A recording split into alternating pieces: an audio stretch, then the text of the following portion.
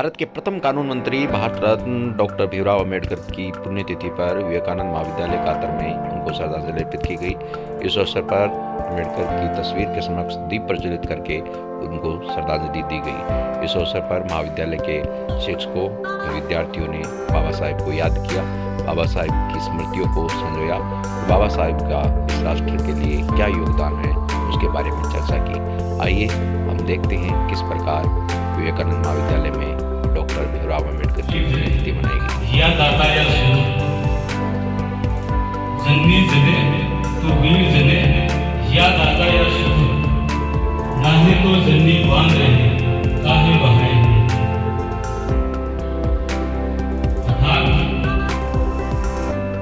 हम सब या हमारे से पहले भी जो व्यक्ति इस धरती पे आए और हम उन कुछ गॉड गिफ्टेड जो लोग हैं उनके बारे में हम ये सभाएं आयोजित करते हैं या उनके बारे में पुण्यतिथि या उनकी जयंती इस तरीके से मनाते हैं, तो इसके पीछे कारण क्या है?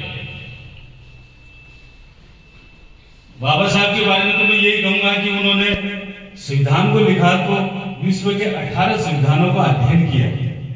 कितने संविधानों का? 18 संविधानों का अध्ययन करने के बाद भारतीय जो संविधान था उसके अंदर विभिन्न जो प्रावधान एवं एजेंसियां थी उनको सबमिट किया, इंक्लूड किया। साथ ही विषम परिस्थितियों में उन्होंने यहाँ अध्ययन किया, स्कॉलरशिप लेकर के वो विश्व गए वर्ल्ड में और विदेशों में जाकर के उन्होंने अध्ययन किया। उनके बारे में भी ये कहा जाता है कि उन्होंने बेसिकली 18 यानी 18 डिग्रियां प्राप्त की थी उस समय।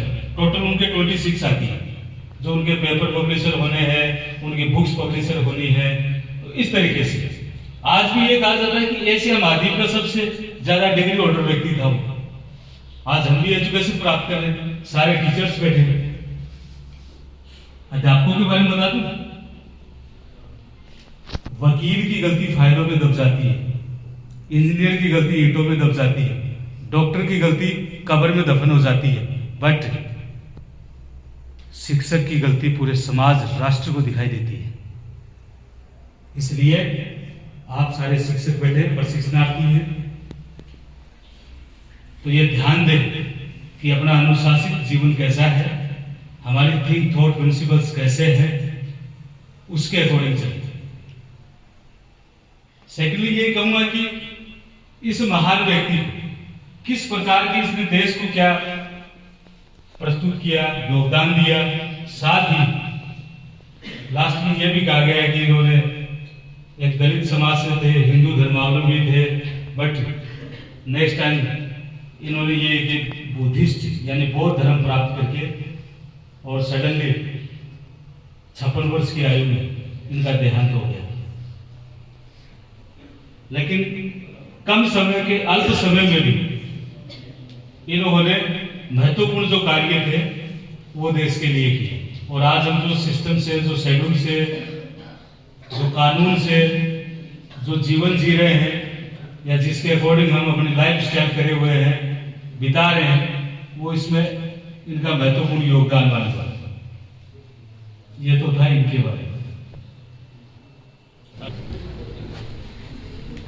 भीमराव अम्बेडकर जी वैसे देखा जाए तो ज़्यादा बड़े रूप में लेते नहीं हो, लेकिन अगर ये भारतीय संविधान में इनका स्थान देखा जाए तो शायद बहुत बड़ा स्थान है। यानी भारतीय संविधान की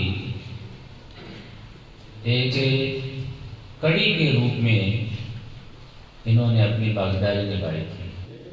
और हमारा जो संविधान है वो आपको मालूम है कि दुनिया का सर्वश्रेष्ठ संविधान है, सबसे बड़ा लिखित संविधान है। ये छुपी हुई बात किसी से नहीं। देखिए हम लोगों को क्या किया गया है, धीरे धीरे जो सच्चाई थी उनको छुपाया गया। जो अच्छी जो सच्चाई थी वो सामने कभी उभर के नहीं। जो वर्तमान में हमारी गवर्नमेंट है, राजस्थान की देख लो चाहे इंडिया की देख लो, जो संविधान दिवस है 2015 से मनाना स्टार्ट हुआ है, ये भी देन किसकी है? मोदी जी की देन। अब मोदी जी को मैं भी अलग कह दूं कि मैं कौन सी पार्टी का हूं, किसको वोट देता हूं, अलग बात है। मैं बीजेपी का हूँ या कांग्रेस का हूँ, बसपा का हूँ, वो चीज अलग होगी। मैं केवल हमेशा कहता हूँ, अगर आप अपने मताधिकार का प्रयोग करें तो किसी भी पार्टी का समर्थन ना करें। आप अच्छे व्यक्ति को चुने। चाहे गांव में अगर आप सरपंच चुनो, आपके प्राइम मिनिस्टर कोई नहीं सुनेगा, आपके गांव का मुखिया सुनेगा, सरपंच। तो अगर आप अच्छे उम्मीदवार को चुनना चाहते हो तो चाहे वो किसी भी पार्टी से बिलोंग करता हो, अगर अच्छा नागरिक है, अच्छा गांव के लिए करता है, अच्छा समाज के लिए करता है, तो आप उनके लिए मताधिकार का अवश्य प्रयोग करें, अन्यथा नोटा को दबाएं।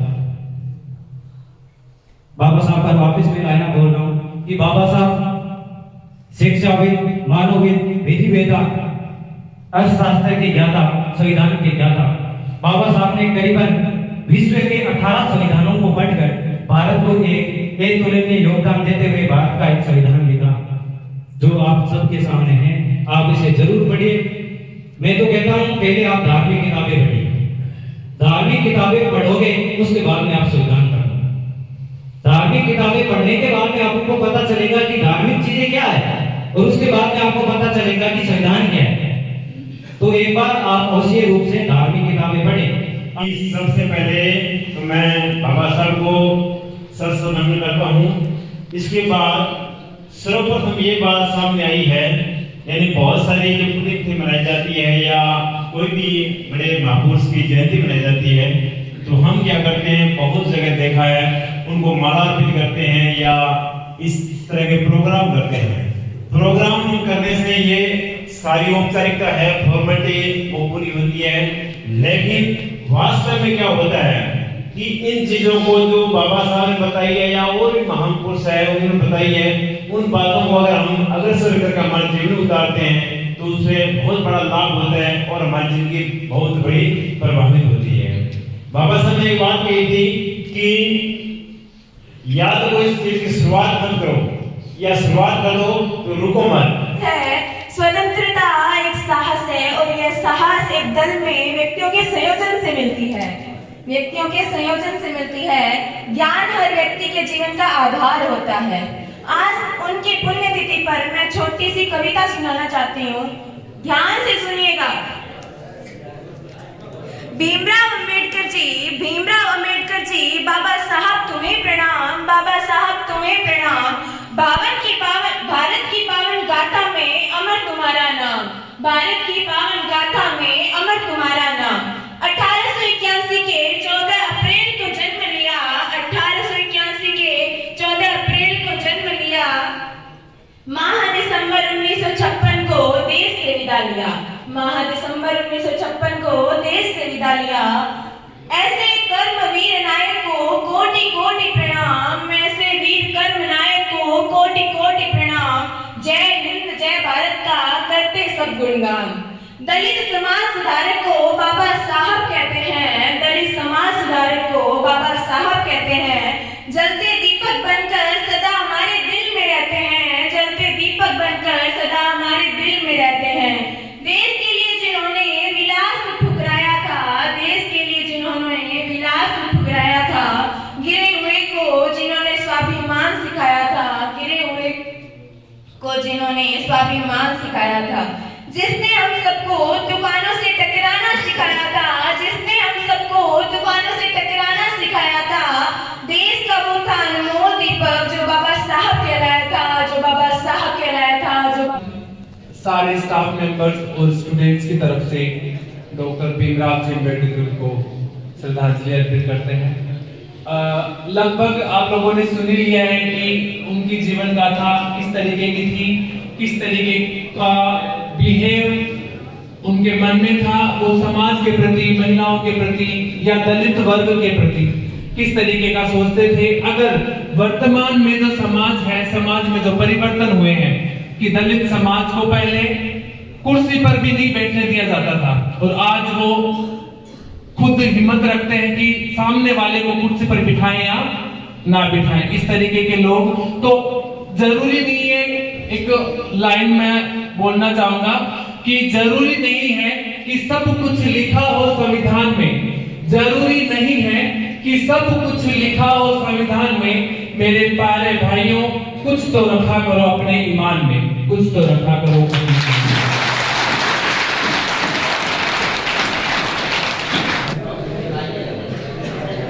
देखो एक बात मैं कहता हूं कि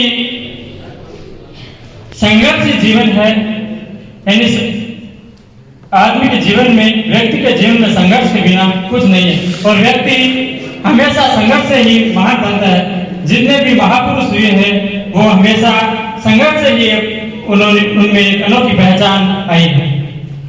बाबा साहेब को देख लो, जिन्होंने अपने उस समय के अंदर कितनी मेहनत और परिश्रम और संघर्ष किया, तब आज हम सभी उनको बड़े आदर के साथ पूजते हैं, मानते हैं। अम्बेडकर ऐसे व्यक्ति थे जिसने समाज बना डाला। उन्होंने पानी नहीं दिया, उन्होंने लोटा नहीं दिया, तो उन्होंने संविधान बना डाला। अब वो हमारे जो बाबा साहब भीमराव अम्बेडकर ने कहा के थे, हमारे भारत के थे ना, इसलिए इस भारत की भूमि के लिए कुछ एक पंक्तियां वो समर्पित करना चाहता हूं, एक गीत के माध्यम से सुनेगा। धरती उकड़े सोनो अंबर मोतीड़ा बरसावे है, मुड़ के सूरज चांद गीत कोयलड़ी मीठा गावे है। अगली पंक्तियों में आपको भारत के स्वरूप का पता चलेगा कि हमारा भारत कैसा है। हिमगिर योगी आज शीश पर ताज की गंगा वारती, समदरियारी लहरा चरण पखारती। क्यों?